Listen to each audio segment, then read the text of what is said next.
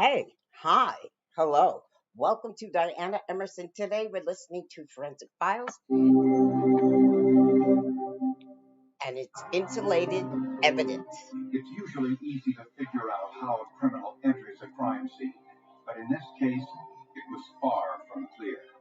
It looked like the killer vanished in thin air, and perhaps he had.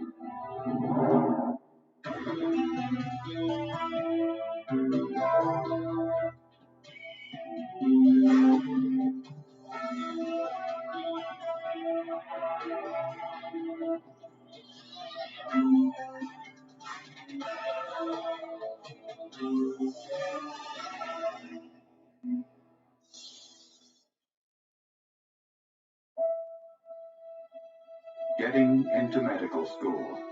It's the hope and dream of thousands of students who apply each year, then pray they'll be accepted. Michael Andrade was one of those hopefuls. He really wanted to be a doctor. He really wanted to help people. Just recently, my mom told me, she used to tell him, "Don't worry, Michael, all your hard work's going to pay off," because he worked really hard in school.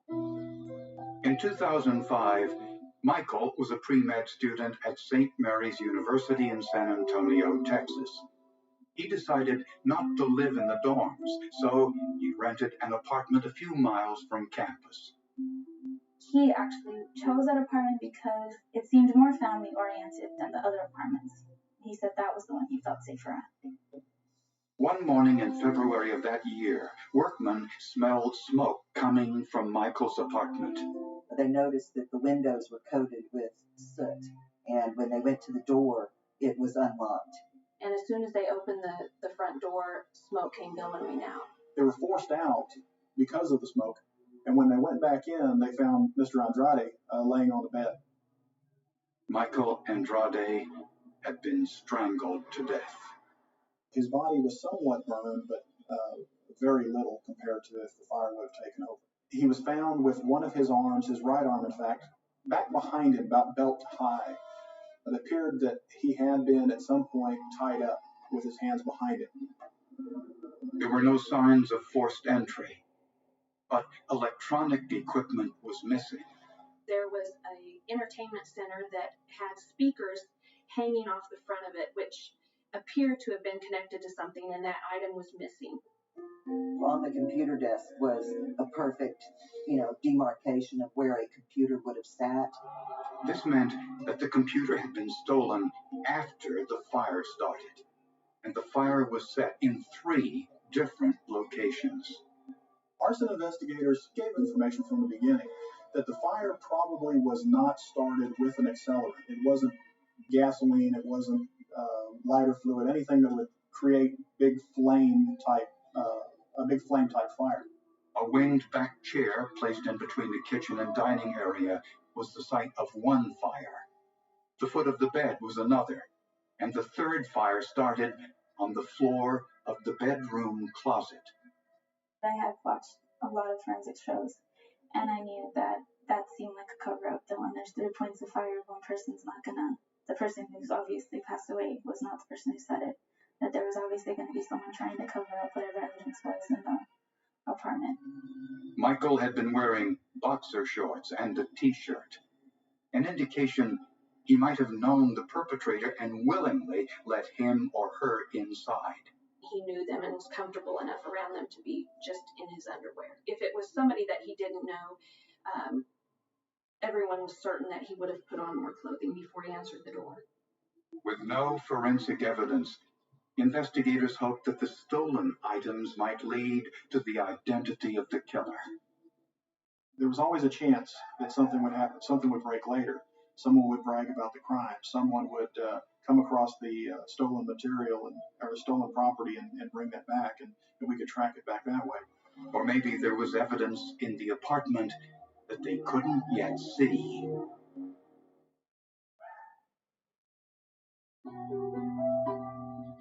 At Michael Andrade's autopsy, the medical examiner confirmed what investigators already suspected.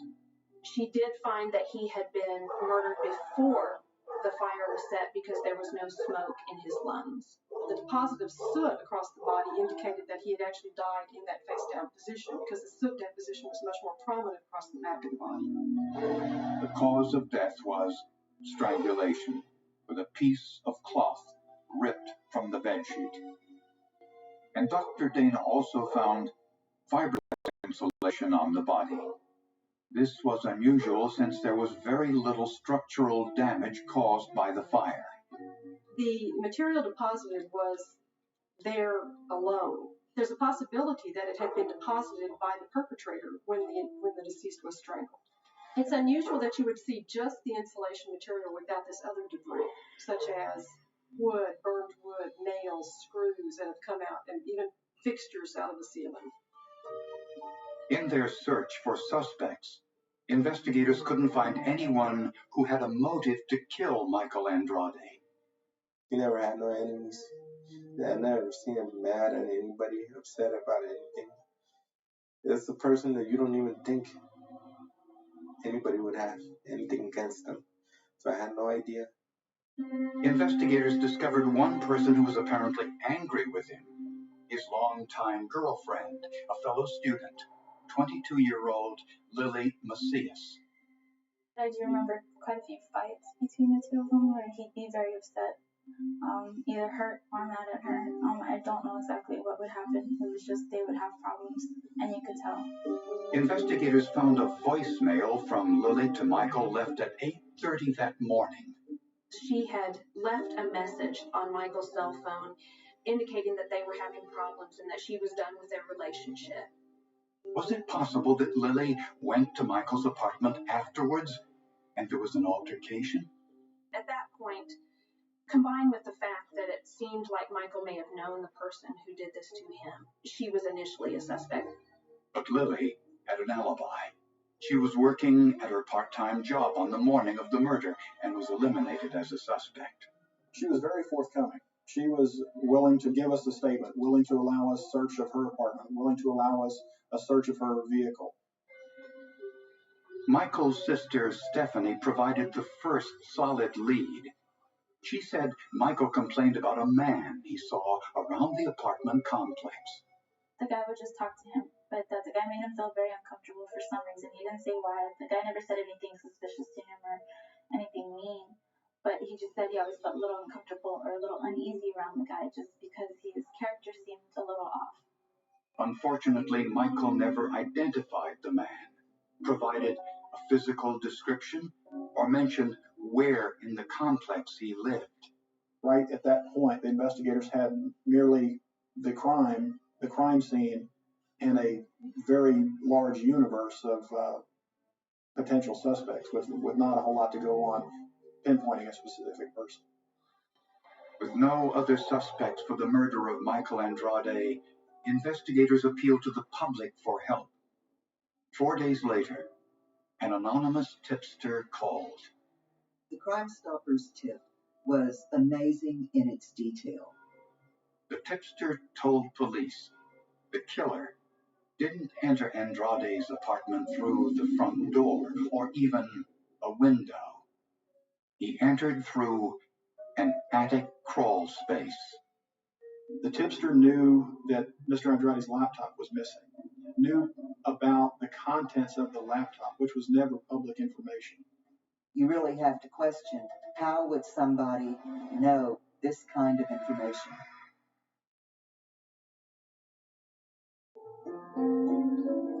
Investigators got an anonymous tip in the Michael Andrade murder investigation that the killer entered Michael's apartment through a crawl space in the attic. Sure enough, investigators found a panel opening to the attic in the ceiling of Michael's bedroom closet. When investigators checked it out, they discovered that someone could access other apartments through the crawl space. The insulation was only matted between Michael's apartment and apartment number 1002. These spaces connected to each other. It was something I would have never thought of. It was something that, unless you were a maintenance person, I would figure you wouldn't know about. None of the insulation above any of the other apartments had been disturbed. The only apartment that had been disturbed was Michael Andrade's apartment. The tenant of apartment 1002 was 23-year-old Maria Solis, a single mother who lived there with her 3-year-old son. Hi, how are you? Maria, I'm Detective Tavish. When questioned by police, Maria claimed she didn't even know Michael Andrade or where he lived.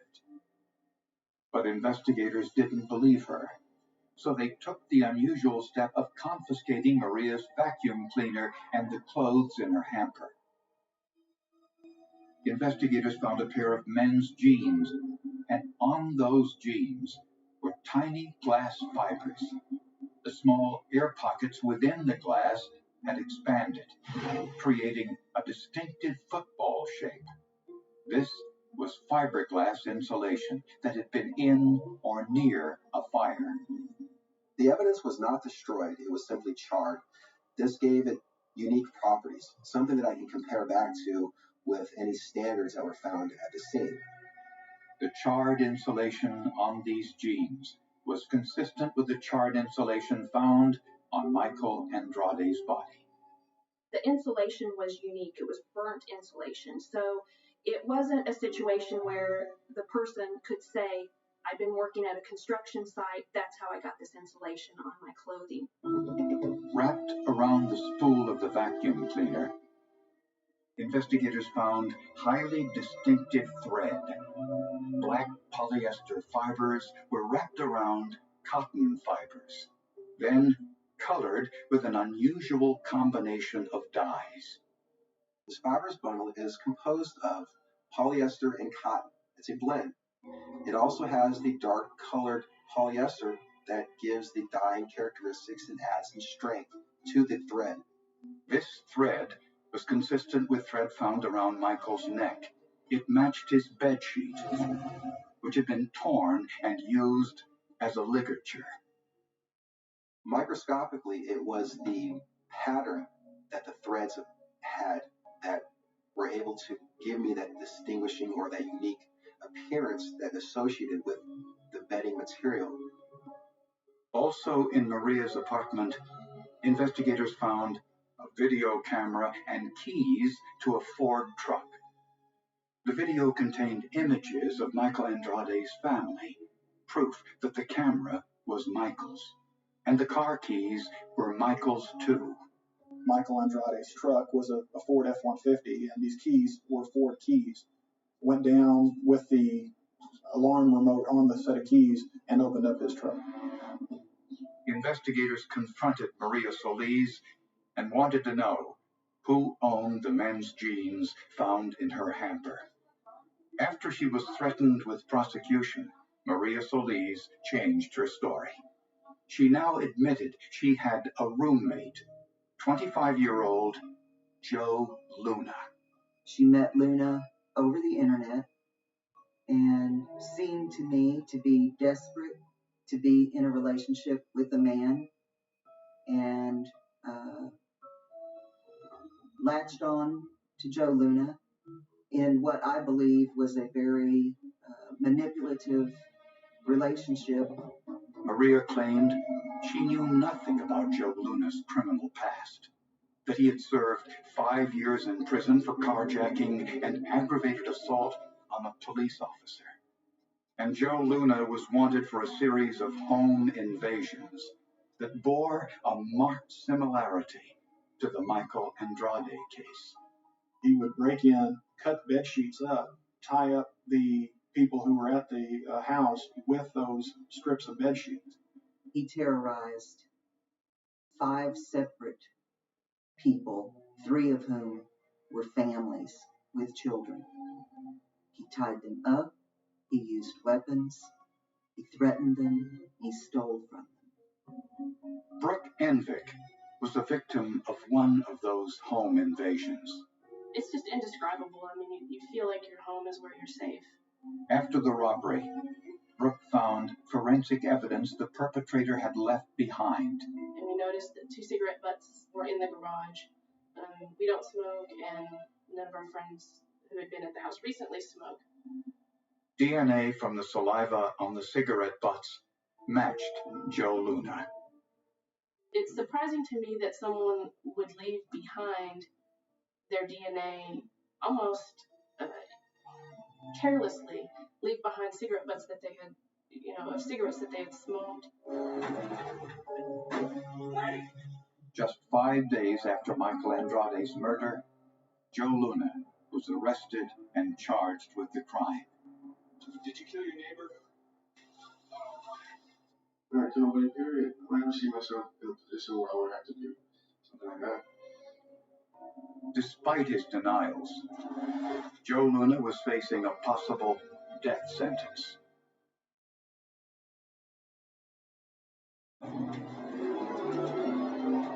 The forensic evidence painted a vivid picture of Joe Luna's movements on the morning of Michael Andrade's murder. Prosecutors believe Joe Luna spent most of his time inside his girlfriend's apartment since he knew there were warrants out for his arrest on the robbery cases. With nothing to do, he discovered there was an attic and crawl space above the apartment.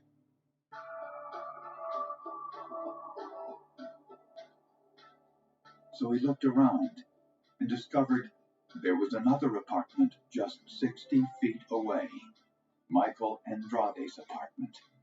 Prosecutors believe he opened the panel in Michael's bedroom closet, and when he didn't hear any sound, dropped in.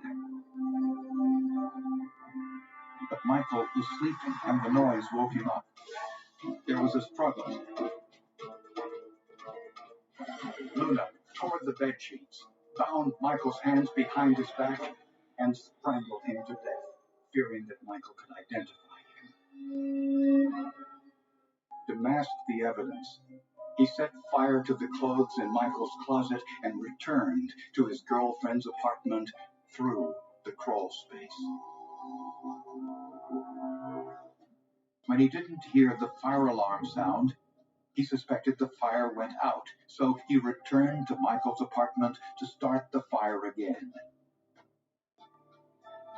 He stole Michael's computer, electronic equipment, and his car keys. Before leaving, he set the 2 additional fires.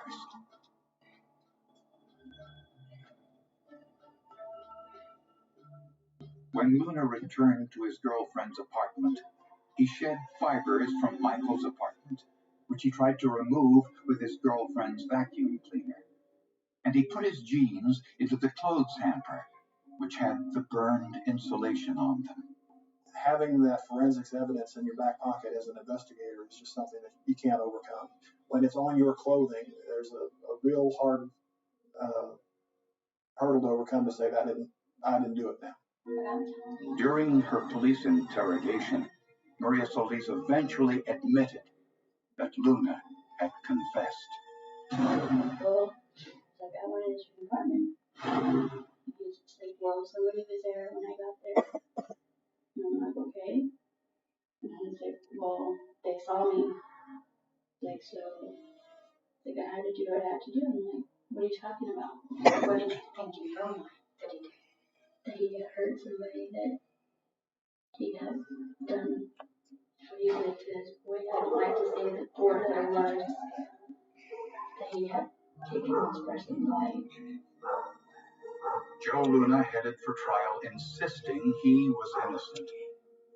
But the forensic evidence caused him to reconsider. The fiber evidence that was found and the fiber evidence that I had looked at was apparently so compelling that the defendant didn't want to continue on with this case, which is quite unusual for a capital murder trial.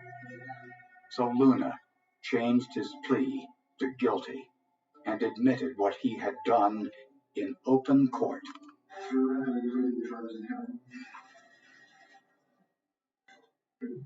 He testified that he enjoyed it, that he lived for the adrenaline rush that it gave him to victimize people and to get away with it.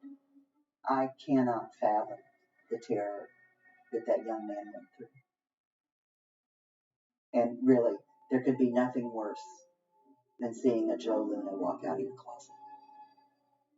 In March of 2006, Luna asked the jury to give him the death penalty.